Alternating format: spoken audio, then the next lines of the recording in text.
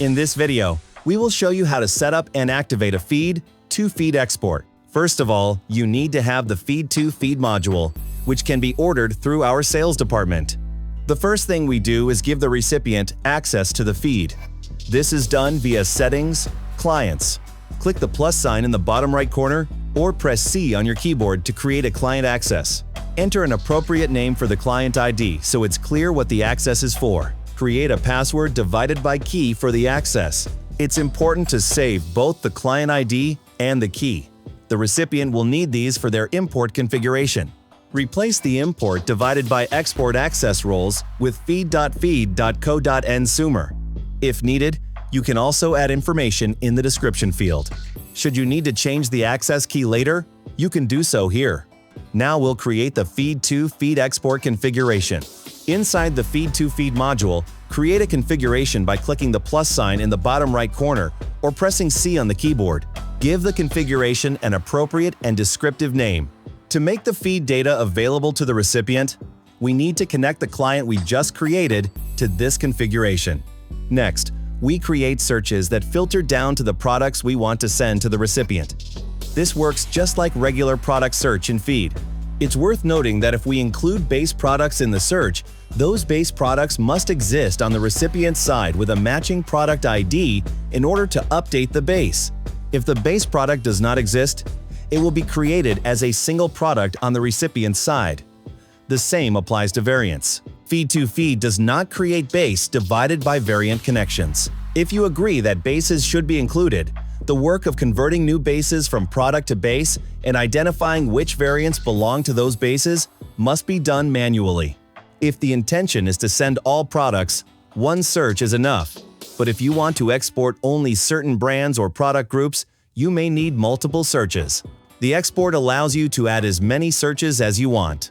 If you're exporting products that vary greatly in which fields are included in their product templates, it's important to communicate this with the recipient so you can agree on what product data will be transferred and how it is mapped.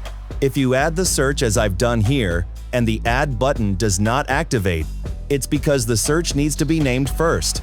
Once named, the button becomes active.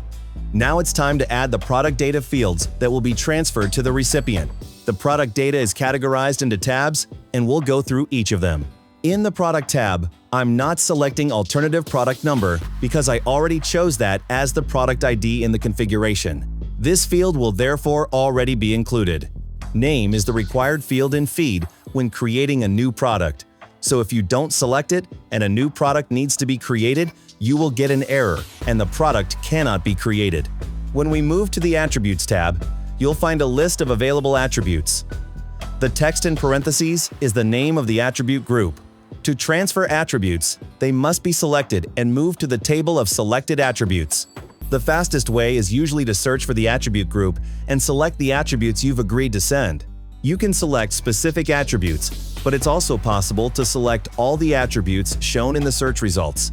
Note that fields selected for export will not be created in the recipient's system, but will appear in a mapping schema that the recipient uses to map them to fields of the same type in their system. The fields on their side may therefore have different names. Choosing the product data to include in the synchronization can be time-consuming if you have a lot of data. Be mindful of what you choose to synchronize. You may have product data containing confidential information or data for specific channels you use, but that the recipient does not. It's therefore important to agree with the recipient on what they want to receive. When we get to relations, keep in mind that the relations you transfer will not be created, but will be linked to the corresponding relation on the recipient's side. For products that are part of a relation to appear correctly on the recipient's side, they must also be included in the product searches you add to the export configuration. When we move to Media, the media roles in Feed identify and activate the transfer of images, documents, or other files used in integrations. If a document, image, or file is linked to multiple products, or if a product has multiple media roles connected to the same media file, that media file will only be synchronized once, but it will be linked to all matching products in the recipient's system, and all media roles will be included there. Packaging can also be transferred in Feed2feed. Packaging has standardized fields, plus the option for custom attributes. If you have custom attributes on packaging that you choose to synchronize, those attributes will automatically be included in the export. It's also possible to transfer eTIM, but in this example, the products don't have eTIM.